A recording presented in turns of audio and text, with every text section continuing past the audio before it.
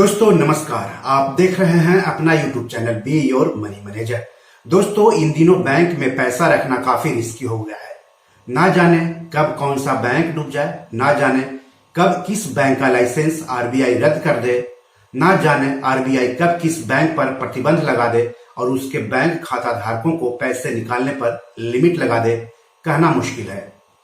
तो देश के केंद्रीय बैंक भारतीय रिजर्व बैंक यानी आरबीआई ने एक और सहकारी बैंक पर प्रतिबंध लगा दिया है। ये बैंक महाराष्ट्र के पुणे में स्थित है और इसका नाम है दी सेवा विकास सहकारी बैंक लिमिटेड। फिर से नाम सुन लीजिए, दी सेवा विकास सहकारी बैंक लिमिटेड। जिन बैंकों पर प्रतिबंध लगाया जा रहा है या जिसका लाइसेंस रद्द किया जा रहा है, उनमें से ज्यादातर बैंक महाराष्ट्र से जुड़े हुए हैं। इसलिए महाराष्ट्र के सहकारी बैंक में जिनका खाता है उन्हें ज्यादा सतर्क रहने की जरूरत है।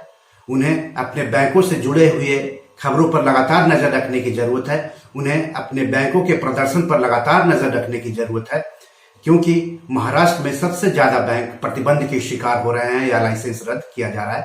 खास करके सहकारी बैंक या फिर गैर बैंकिंग वित्तीय कंपनियां जिन्हें डिपॉजिट लेने की मंजूरी मिली हुई है आरबीआई से, जैसा कि आपने डीएचएफएल के मामले में देखा। तो दी सेवा विकास सहकारी बैंक पर 12 अक्टूबर 2021 को कारोबार की समाप्ति से आरबीआई ने प्रतिबंध लगाया, यानी बैंक को पाबंदी के साथ कारोबार करना होगा।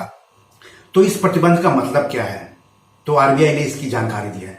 बैंक आरबीआई से लिखित रूप में पूर्व अनुमति लिए बिना कोई भी ऋण और अग्रिम मंजूर नहीं करेंगे या उसका नवीकरण नहीं करेंगे, कोई निवेश नहीं करेंगे, निधियां उधार लेने और नई जमा राशियां स्वीकार करने सहित अपने ऊपर कोई भी देयता यानी लायबिलिटी नहीं लेंगे, कोई भुगतान नहीं करेंगे और न ही भुगतान करने के लिए सहमत होंगे, भले ही भुगतान उनकी देनदारियों और दायित्वों की चुकौती से या अन्यथा संबंधित क्यों न हो, कोई समझौता या इस तरह की कोई व्यवस्था नहीं करेंगे।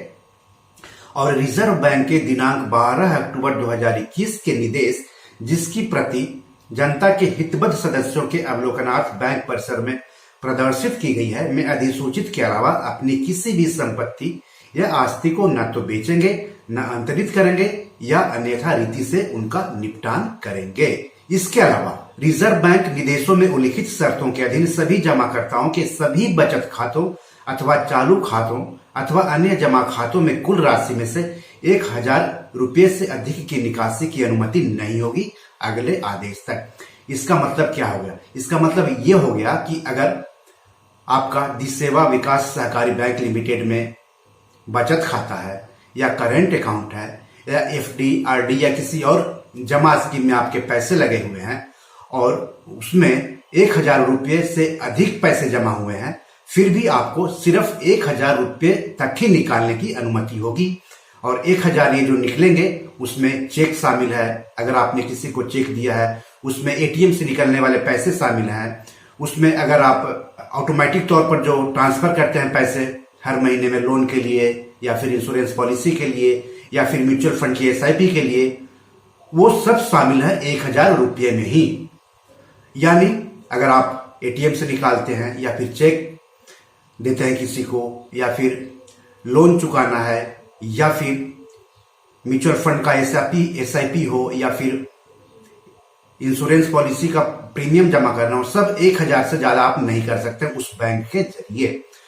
तो अगर आपने किसी को चेक दिया है जिसे 1000 से ज्यादा भुगतान करना है तो आपको तकलीफ हो सकती है। इसके अलावा अगर आपने होम लोन या फिर किसी और लोन को चुकाने के लिए इस बैंक का अकाउंट नंबर दिया है और हर महीने निश्चित तारीख को लोन का पैसा कटता है और वो पैसा 1000 से ज्यादा हो, तब आपको दिक्कत होगी। या फिर अगर आप किसी म्यूचुअल फंड स्कीम में एसआईपी करते हैं और हर महीने इस बैंक से आपका पैसा कटता है 1000 से ज्यादा, तब आपको तकलीफ हो जाएगी। तो ऐसे में उपाय क्या है? तो ऐसे में उपाय है कि जो चेक आपने दिया है जिसकी रकम 1000 से ज्यादा है, उस चेक को आप खुद ही कैंसिल कर दीजिए। इसके अलावा अगर आपने कोई होम लोन चुकाने के लिए इस बैंक अकाउंट का नंबर दिया हुआ है, तो आप उस बैंक में जाकर के जहां आप लोन चुकाते हैं वहां पर जाकर के आप रिक्वेस्ट लेटर दे सकते हैं और नया बैंक अकाउंट दे सकते हैं, या फिर उस महीने का जो लोन है वो चेक के जरिए आप दे सकते हैं। तो इस तरह से दी सेवा विकास सहकारी बैंक जो है पुणे का, उसके जमाकर्ताओं के लिए बुरी खबर है। आपको कोई तकलीफ हो भविष्य में, उससे पहले आप इसका उपाय जरूर कर लें, जैसे कि मैंने आपको बताया। भारतीय रिजर्व बैंक ने यह भी साफ कर दिया है कि उपरोक्त निर्देशों का यह अर्थ न लगाया जाए कि भारतीय रिजर्व बैंक द्वारा बैंक का लाइसेंस निरस्त कर दिया गया है। बैंक अपनी वित्तीय स्थिति में सुधार होने तक प्रतिबंधों के साथ बैंकिंग कारोबार करना जारी रखेगा। रिजर्व बैंक परिस्थितियों के आधार पर इन निर्देशों में संशोधन करने पर विचार कर सकता है। ये निर्देश 12 अक्टूबर 2021 को कारोबार की समाप्ति से 6 महीने की अवधि के लिए लागू रहेंगे और समीक्षा। तो दोस्तों, मान लिया कि बैंक की हालत नहीं सुधरती है और बैंक का लाइसेंस रद्द होता है, ऐसे में जो बैंक के खाता धारक है उनकी चिंता ये होगी कि उनका कितना पैसा वापस होगा। तो आपको बता दूं कि 5 लाख रुपए तक उनके पैसे वापस हो सकते हैं, आपका भले ही कितना भी पैसा बैंक में क्यों ना जमा हो। तो चलिए बैंक के बारे में कुछ और जानकारी ले लेते हैं।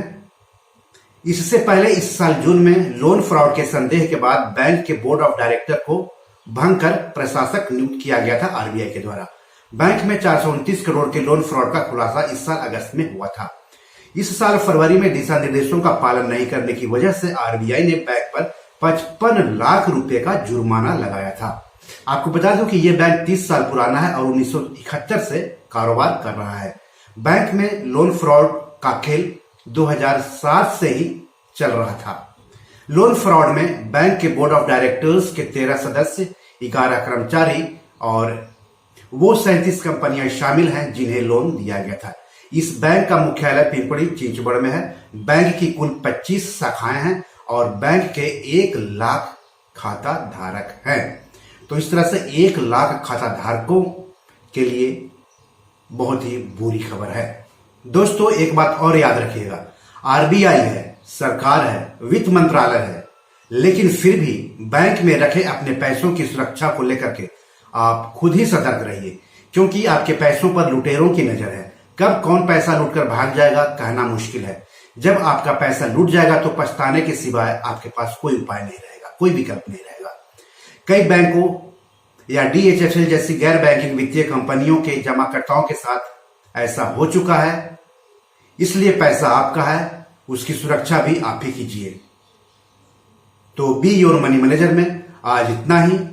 आपका पैसा है और आप ही संभालिए, आप ही अपने पैसों को सुरक्षित रखिए। धन्यवाद।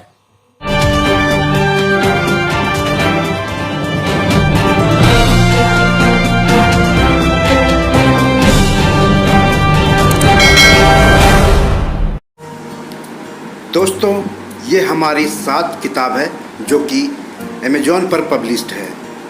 आप इसको डाउनलोड करके पढ़ सकते हैं। इसमें आपको पैसों के बारे में, निवेश के बारे में हिंदी में अच्छी जानकारी मिलेगी।